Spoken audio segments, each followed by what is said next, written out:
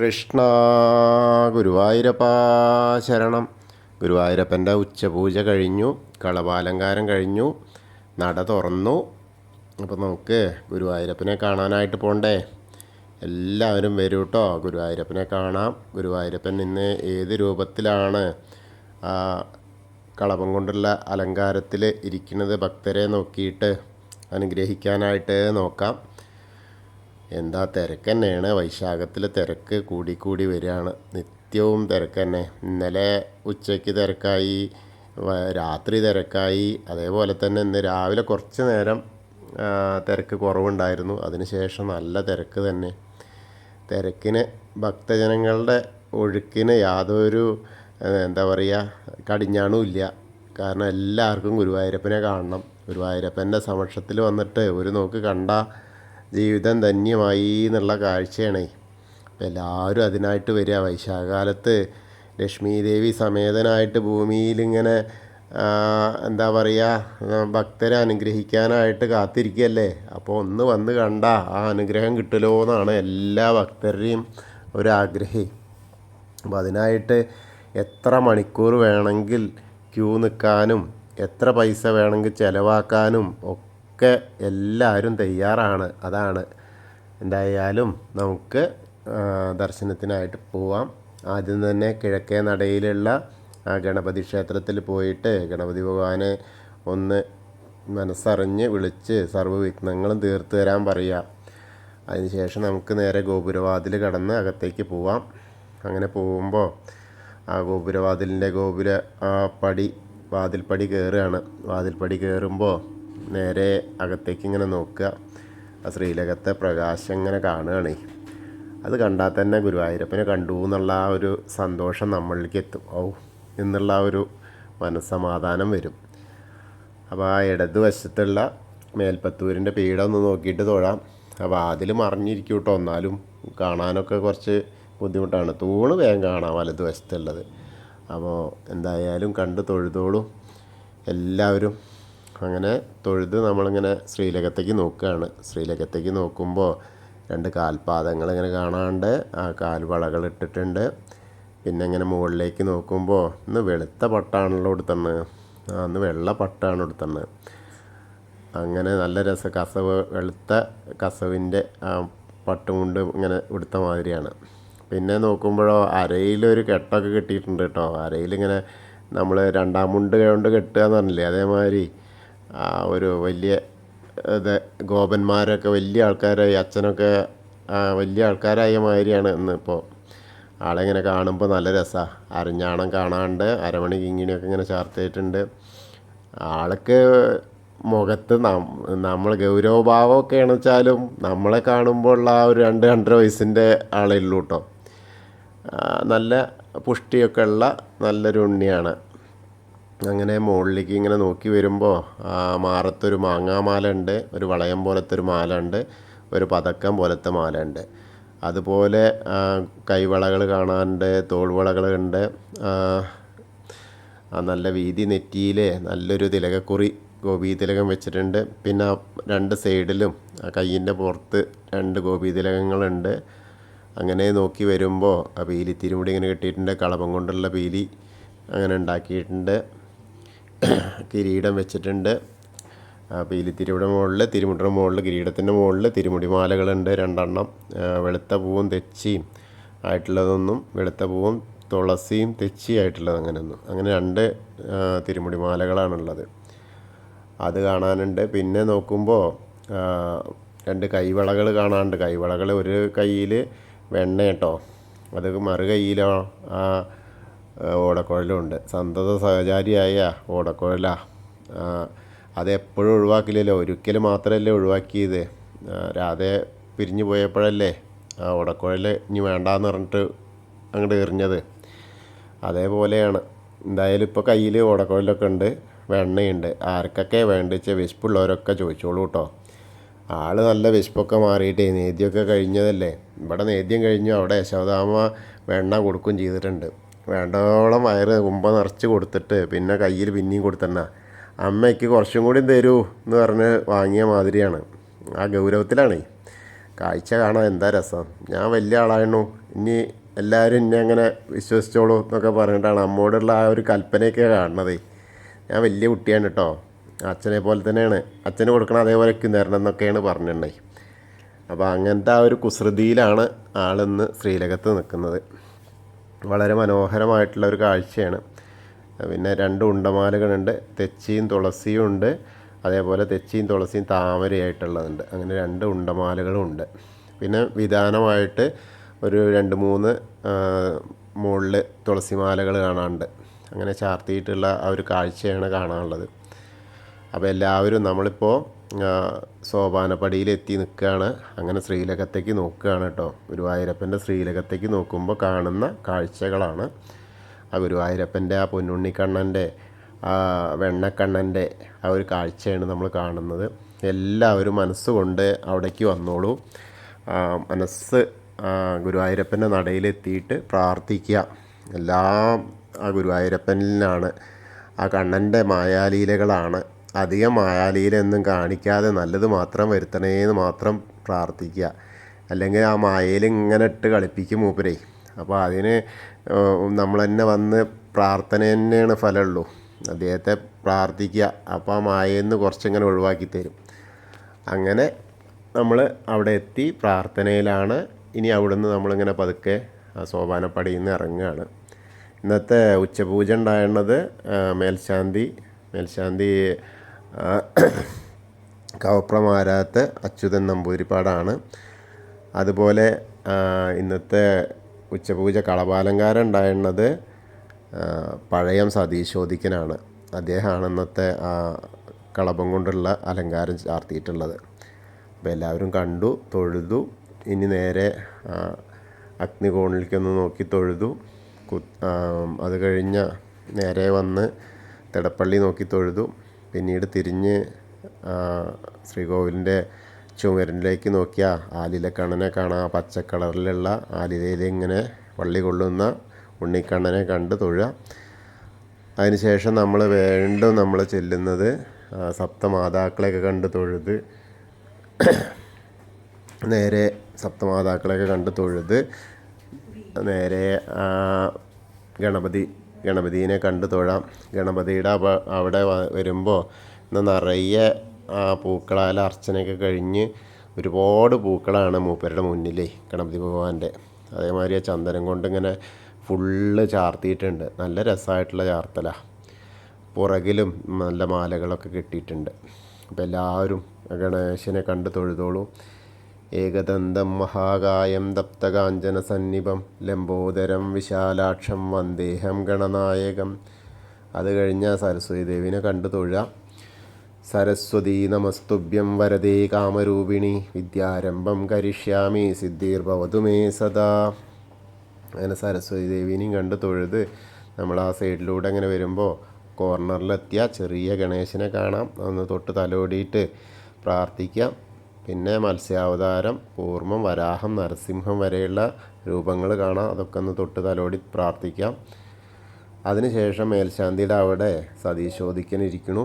അദ്ദേഹത്തിൻ്റെ കയ്യിൽ നിന്ന് നമുക്ക് അർച്ചന പ്രസാദമൊക്കെ വാങ്ങാം. പിന്നീട് വാമനനെ കാണാം, ഗജേന്ദ്രമോക്ഷം കാണാം. അതേപോലെ ഗരുഡാരൂഢനായിരിക്കുന്ന വിഷ്ണു ഭഗവാനെ കണ്ട് പ്രാർത്ഥിക്കാം.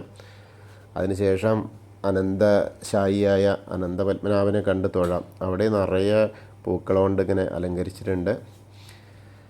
പിന്നീട് നമ്മൾ വന്നിട്ട് നേരെ ശ്രീകോവിലിൻ്റെ പുറകുവശത്തായിട്ട് സാഷ്ടാംഗം നമസ്കരിച്ച് കഴിഞ്ഞാൽ നേരെ തിരിച്ച് ഇങ്ങോട്ട് വരുമ്പോൾ ശ്രീരാമചന്ദ്രനെയും ബലരാമനെയും ഭാർഗവരാമനെയും മറ്റുള്ള വിഗ്രഹങ്ങളൊക്കെ ദശാവതാര വിഗ്രഹങ്ങളൊക്കെ കണ്ട് കൃഷ്ണനെ കണ്ട് തൊഴുത് മുരുകനെയും കണ്ട് തൊഴാം. പിന്നെ ഹനുമാൻ സ്വാമിയുടെ അടുത്ത് വരിക. ഹനുമാൻ സ്വാമിയുടെ അടുത്ത് വന്നാലോ അവിടെ ഇന്ന് ഒരു വെറ്റിലമാല മാത്രമേ ഉള്ളൂ, കുറച്ച് കുങ്കുമമുണ്ട്. അപ്പോൾ അവിടെ നിന്ന് കണ്ട് തൊഴുതോളൂ, എല്ലാവരും പ്രാർത്ഥിച്ചോളൂ. ത്വമസ്മിൻ കാര്യനിര്യാഗേ പ്രമാണം ഹരിസത്തമ ഹനുമാൻ യജ്ഞമാസ്തായ ദുഃഖക്ഷയകരോ ഭവ. മനോജവം മാരുതതുല്യവേഗം ജിതേന്ദ്രിയം ബുദ്ധിമതാം വരിഷ്ഠം വാദാത്മജം വാനരയൂതമുഖ്യം ശ്രീരാമദൂതം ശിരസാ നമാമി. ബുദ്ധിർബലം യശോധൈര്യം നിർഭയത്വം അരോഗത അജാഡ്യം വാക്പടുത്തം ഹനുമസ്മരണാത് ഭവേത്. ഓം നമോ ഭഗവതേ ആഞ്ജനേയായ മഹാബലായ സ്വാഹ. ഹനുമാൻ സ്വാമിയെ കണ്ട് പ്രാർത്ഥിച്ച് അത് കഴിഞ്ഞാൽ രാധാകൃഷ്ണ വിഗ്രഹമൊക്കെ കണ്ട് തൊഴുത് നേരെ ഓവിൻ്റെ അവിടെ വന്ന് ഓവിൻ്റെ അവിടുന്ന് കണ്ട് തൊഴാം. അത് കഴിഞ്ഞാൽ കുറച്ച് പടിഞ്ഞാറോട്ട് നീക്കി നിന്നാൽ നമ്മുടെ താമരക്കണ്ണനെ കാണാം. പിന്നീട് ആ ഗ്രില്ലിൻ്റെ അവിടെ വന്നാൽ മണിക്കിണർ കാണാം. അതേപോലെ ആ നൃത്തറയിൽ കിടാവിളക്ക് കത്തി നിൽക്കുന്നു, അതും കണ്ട് തൊഴുത് നമ്മൾ നേരെ വരുന്നത് ആ കുറൂരമ്മേനെയൊക്കെ കാണാം. നാരദരെയും ആ കൃഷ്ണാട്ടത്തിൻ്റെ ആ ഒരു ശില്പമൊക്കെ കണ്ട് വസുദേവരെയൊക്കെ കണ്ട് ഇങ്ങനെ അതൊക്കെ കണ്ട് തൊഴുത് ഇങ്ങനെ പോരാം. അങ്ങനെ വടക്കേ നടയിലൂടെ പുറത്തേക്ക് വന്ന് പ്രസാദ കൗണ്ടറിൽ നിന്ന് തീർത്ഥവും ചന്ദനമൊക്കെ വാങ്ങുക. പിന്നീട് നമ്മൾ എടത്തരികത്തുകാവിലെ ഭഗവതീനെ കാണാനായിട്ട് പോവാം. ഭഗവതിയുടെ അവിടെയൊക്കെ നല്ല തിരക്ക് തന്നെ കേട്ടോ, ശനിയാഴ്ചയാണ്, നല്ല തിരക്കാണ്. അതിനിടയിലൂടെ നമുക്കിങ്ങനെ പോയാൽ ഭഗവതിയും അതേമാതിരി ചന്ദനച്ചാർത്തൊക്കെ കഴിഞ്ഞിരിക്കുകയാണ്. നിറയെ പുറകു വശത്തൊക്കെ നല്ല വലിയ അലങ്കാരങ്ങളായിട്ടാണ്, പട്ടൊക്കെ ഞൊറിഞ്ഞെടുത്ത് നല്ല രസമായിട്ടുള്ള കാഴ്ചയാണ്. അപ്പോൾ എല്ലാവരും കണ്ട് തൊഴുതോളൂ. സർവമംഗളമംഗല്യേ ശിവേ സർവാർത്ഥ സാധികേ ശരണ്യേ ത്രയംബകേ ഗൗരി നാരായണി നമോസ്തുതേ. അങ്ങനെ അമ്മയെ കണ്ട് തൊഴുത് നമ്മൾ തിരിച്ചിങ്ങോട്ട് പോരുമ്പോൾ ആ കോർണറിലെത്തിയാൽ ഒന്ന് തിരിഞ്ഞ് നിന്ന് നോക്കിയാൽ മമ്മിയൂരപ്പനെ കാണാം. മമ്മിയൂർ അമ്പലത്തിൽ പോയിട്ട് പ്രാർത്ഥിക്കുന്ന പോലെ നമശിവായ നമശിവായ നമശിവായ എന്നുള്ള പഞ്ചാക്ഷരി മന്ത്രം ജപിക്കുക, മമ്മിയൂരപ്പനെ മനസ്സിൽ സ്മരിക്കുക. അപ്പോൾ നമ്മൾ മമ്മിയൂർ പോയി ആ പ്രതീതി നമുക്കുണ്ടാവും, ആ അനുഗ്രഹം നമ്മളിലേക്ക് എത്തും. അത് കഴിഞ്ഞാൽ കൊടിമരത്തിൻ്റെ അവിടെ വന്നിട്ട് ഒരിക്കൽ കൂടി ആ വെണ്ണക്കണ്ണനെ, ശ്രീലകത്തുള്ള ആ ഗോപബാലൻ വെണ്ണക്കണ്ണനെ കണ്ട് കൈകൂപ്പി തൊഴാം. അങ്ങനെ തൊഴുത് നേരെ കൂത്തമ്പലത്തിൻ്റെ അവിടെ വന്ന് തൊഴാം. അതിനുശേഷം അയ്യപ്പസ്വാമിയുടെ അവിടെ വന്നിട്ട് അയ്യപ്പസ്വാമീനെയും കണ്ട് തൊഴാം. ആ ഭൂതനാഥനെ കണ്ട് വണങ്ങുക. എല്ലാവരും തൊഴുതോളൂ. ഭൂതനാഥ സദാനന്ദ സർവഭൂതദയാപര രക്ഷ രക്ഷ മഹാബാഹു ശാസ്തേ സ്തുഭ്യം നമോ നമ. അത് കഴിഞ്ഞ് അങ്ങനെ തൊഴുത് ഇറങ്ങിയിട്ട് പടിഞ്ഞാറ നടയിലെത്തിയ ആ ദീപസ്തംഭത്തിലെ വേണുഗോപാലിനെ കാണാം. പിന്നെ കുറച്ച് പതുക്കെ പുറകോട്ട് ഇറങ്ങി നിന്നാൽ ആ കൊടിമരത്തിലെ ഗരുഡധ്വജനെയും കണ്ട് തൊഴാം. അപ്പോൾ നമ്മൾ ഇന്നത്തെയും ആ ഉച്ചപൂജയും കളഭാലങ്കാരവും കണ്ടു തൊഴുതു. എല്ലാവർക്കും ആ ഗുരുവായൂരപ്പൻ്റെ അനുഗ്രഹം ലഭിക്കും. കൃഷ്ണായ വാസുദേവായ ഹരയേ പരമാത്മനെ പ്രണതക്ലേശനാശായ ഗോവിന്ദായ നമോ നമ. എപ്പോഴും ഭക്തിക്കാണ് പ്രാധാന്യം. ഭക്തി ഉണ്ടെങ്കിൽ മാത്രമാണ് എല്ലാ കാര്യങ്ങളും നടക്കുള്ളൂ. അത് ആ ഭക്തിയിൽ നമ്മൾ കാണുന്ന ഏത് രൂപമാണോ ആ രൂപത്തിൽ തന്നെയാണ് നമ്മുടെ മനസ്സിലും നമുക്ക് ദർശനം കിട്ടുന്നതും ആ രൂപമാണ്. പണ്ടത്തെ ഒരു കഥ, വില്യമംഗലത്തിൻ്റെ ഒരു കഥയിലുള്ളൊരു ഏടാണ് ഞാനൊന്ന് പറയാൻ പോകുന്നത്. ഒന്ന് വില്യമംഗലത്തിൻ്റെ ഒരു വലിയ ശിഷ്യസമ്പത്തുള്ള ആളാണ്. അതിലൊരു ശിഷ്യൻ, പരിചാരകൻ, അദ്ദേഹത്തിന് അധികം എന്താ പറയുക, പാണ്ഡിത്യമില്ല, ഒന്നുമില്ല, പാമരനാണ്. കോന്തുണ്ണി എന്ന് പറഞ്ഞിട്ട് കേട്ടിട്ടുണ്ടാവും പലരും. അപ്പോൾ ആ കഥ ഒന്നുകൂടി ആവർത്തിക്കുകയാണ്, കേൾക്കാത്തവരൊന്ന് കേൾക്കുക. കാരണം വിശ്വാസം, തൻ്റെ വിശ്വാസം രക്ഷിക്കാനായി ഭഗവാൻ പലതും കാണിച്ചു തരും എന്നുള്ളതിൻ്റെ ആ ഒരു കാഴ്ചയാണ്. അപ്പോൾ ഈ കോന്തുണ്ണി ഒരു ദിവസം വില്യമംഗലത്തിനോട് ചോദിക്കുകയാണ്, അങ്ങനത്തെ ഭഗവാനെ ഏത് രൂപത്തിലാണ് അങ്ങ് ഇങ്ങനെ കാണുന്നുണ്ടല്ലോ, ഏത് രൂപത്തിലാണ് ഭഗവാനോട് അങ്ങ് എപ്പോഴും ഭഗവാനോട് സംസാരിക്കുന്ന അങ്ങ് ആ രൂപം ഏത് രൂപത്തിലാണ് ഭഗവാൻ അങ്ങയ്ക്ക് ദർശനം നൽകുന്നത്, ഞാൻ ഏത് രൂപത്തിലാണ് പ്രാർത്ഥിക്കേണ്ടത് എന്നൊക്കെ ചോദിച്ചപ്പോൾ വില്യമംഗലത്തിന് ഈ പാണ്ഡിത്യം ഉണ്ടെങ്കിലും അഹങ്കാരമൊക്കെ ഇടയ്ക്ക് വരി. അപ്പോൾ അഹങ്കാരിയായ ആ സമയത്ത് മൂപ്പര് ഒരു തമാശ രൂപത്തിൽ, അഹങ്കാരം കുറച്ച് വന്നു, മനസ്സിലിങ്ങനെ വരികയല്ലേ, മനുഷ്യനല്ലേ. ആ സമയത്ത് പറഞ്ഞു, ചട്ടിയരിമയുടെ രൂപത്തിൽ കണ്ടോളൂ എന്നാണ് പറഞ്ഞത്. അപ്പോൾ ചട്ടിയരിമയുടെ രൂപത്തിൽ പ്രാർത്ഥിച്ചോളൂ എന്ന് പറഞ്ഞു. അങ്ങനെ ആ പാവം കോന്തുണ്ണി ചട്ടിയരിമയുടെ രൂപത്തിൽ പ്രാർത്ഥിക്കാൻ തുടങ്ങി. അതെന്താ വെച്ചാൽ നിഷ്കാമ ഭക്തിക്ക് മുന്നിൽ ഈശ്വരൻ വേറെ എവിടെയും പോവില്ല എന്നുള്ളതിൻ്റെ ഒരു ഉത്തമ ഉദാഹരണമാണ് ഞാൻ ഈ പറയാൻ പോകുന്നത്. അങ്ങനെ പ്രാർത്ഥിച്ചു കഴിഞ്ഞു. അപ്പോൾ പിറ്റേ ദിവസം ശിവേലി സമയത്ത് കോന്തുണ്ണിയുണ്ട്, അതേമാതിരി വില്യമംഗലവും ഉണ്ട്. അങ്ങനെ നോക്കുമ്പോൾ ശിവേലിക്ക് പുറപ്പെടാൻ നേരത്ത് ആ മുന്നിൻ്റെ വാതിലിൻ്റെ അവിടെ നിന്ന് ഇങ്ങോട്ട് പോരാൻ കഴിയുന്നില്ല തിടമ്പ്. അപ്പോൾ തിടമ്പ് പോരാൻ കഴിയില്ല. കീഴ്ശാന്തിമാരെല്ലാവരും വന്നു, ആര് പിടിച്ചിട്ട് മേൽശാന്തി പിടിച്ചു, എന്നിട്ടും പോരുന്നില്ല. അപ്പോൾ വില്യമംഗലം അവിടെ ഉണ്ട്. വില്യമംഗലത്തിനോട് പറഞ്ഞു, സ്വാമി തിടമ്പ് പോരുന്നില്ലല്ലോ, ഗുരുവായൂരപ്പൻ്റെ ശ്രീലകത്തുനിന്ന് ഇങ്ങോട്ട് പോരുന്നില്ല, എന്താ ചെയ്യാന്ന്. അപ്പം ഇങ്ങനെ വില്യമംഗലും എന്താ ചെയ്യേണ്ടതെന്ന് അറിയാതെ. അപ്പോൾ ഈ കോന്തുണ്ണി പറയുകയാണേ, അതേ ആ ചട്ടിയരുമയുടെ ഒരു വിടവുണ്ട് അവിടെ, ആ ചട്ടിയരുമയുടെ ഒരു തടസ്സം കാരണമാണ്. ആ ചട്ടിയരുമേനെയാണ് മാറ്റിക്കോളൂ, ചട്ടിയരുമേനെ മാറ്റിക്കഴിഞ്ഞാൽ തിടമ്പ് പോരും സ്വാമി എന്ന് പറഞ്ഞു, ഗുരുവോ എന്ന് പറഞ്ഞു. അപ്പോൾ വില്യമംഗലത്തിന് മനസ്സിലായി ഇത് ഗുരുവായൂരപ്പൻ്റെ ഒരു കളിയാണ്, തന്നെ കളിപ്പിക്കാനായിട്ട് ചെയ്തതാണ്, താൻ പറഞ്ഞു കൊടുത്തതിൻ്റെ മറുപടി ആയിട്ട് വന്നതാണ്. അപ്പോൾ എന്താ വെച്ചാൽ ഒന്നിങ്ങനെ ചെരിച്ച് കിടത്തിക്കോളൂ എന്നാണ് കോന്തുണ്ണി പറഞ്ഞത്. ആ ചട്ടിയരുമയെ ഒന്ന് മാറ്റി കഴിഞ്ഞാൽ ചെരിഞ്ഞിങ്ങോട്ട് കിടന്നോളുന്ന, അങ്ങനെ ചെയ്തോളൂന്ന് ആ വില്യമംഗലം പറഞ്ഞപ്പോൾ തിരുമേനിമാർ ഇങ്ങനെ പോന്നു ആ തിടമ്പെടുത്തിട്ട്. അപ്പോൾ എന്തായി, എന്നിട്ട് വില്യമംഗലം പറയാണ്, കോന്തുണ്ണി അപ്പോൾ അങ്ങയോട് ഞാൻ പറഞ്ഞത് അങ്ങയോട് തന്നെ പറഞ്ഞു, കാരണം അതേവരെ പരിചാരകനായിരുന്നു. പക്ഷേ ഇത് ഭക്തന് ദാസനായ ആൾ വന്നപ്പോൾ ആ പരിചാരകൻ്റെ ഇതൊന്ന് തന്നോടൊപ്പം വളർന്ന ആ ഒരു അവസ്ഥയായി. അപ്പോൾ പറഞ്ഞു, തന്നെ ഞാൻ അപഹസിച്ചുകൊണ്ട് പറഞ്ഞതാണ് ഭഗവാന്റെ രൂപം ചട്ടിയരുമയാണ് എന്ന്. പക്ഷേ ആ ഗുരുവായൂരപ്പൻ, ആ ഉണ്ണിക്കണ്ണൻ ആ ചട്ടിയരുമ രൂപത്തിൽ തന്നെയാണ് ഇന്ന് ശിവേലിക്ക് പ്രത്യക്ഷപ്പെട്ടത് എന്ന് എനിക്ക് കാണിച്ചു തന്നു. അപ്പോൾ ആരെയും പരിഹസിക്കാൻ പാടില്ല, നിഷ്കാമ ഭക്തി ഉണ്ടെങ്കിൽ ഭഗവാൻ തൻ്റെ വിളിപ്പുറത്തെത്തും എന്നുള്ള ആ ഒരു കാഴ്ചയാണ് ഈ ഒരു കഥയിലൂടെ നമുക്കും പാഠമായിട്ടുള്ളത്. അതായത് ഭഗവാനെ അറിഞ്ഞ് സേവിക്കുക, അറിഞ്ഞ് പ്രാർത്ഥിക്കുക, എത്ര കഷ്ടം വന്നാലും ആ കാൽപാദം വിടില്ല എന്നുള്ള ഒരൊറ്റ ലക്ഷ്യം മാത്രം മതി നമ്മളെ ഈ മായാപ്രപഞ്ചത്തിൽ നിന്നും കരകയറ്റി കൊണ്ടുപോകാൻ, നമുക്ക് മോക്ഷം നൽകാൻ. ആ ഗുരുവായൂരപ്പൻ, ആ പൊന്നുണ്ണിക്കണ്ണൻ അതിന് സാധിക്കും. അപ്പോൾ നമുക്ക് എല്ലാവർക്കും ഒരുമിച്ച് ആ ഗുരുവായൂരപ്പൻ്റെ തിരുനാമം തന്നെ ജപിക്കാം, അത് ഗുരുവായൂരപ്പൻ്റെ കാൽപാദത്തിൽ തന്നെ അഭയം തേടാം.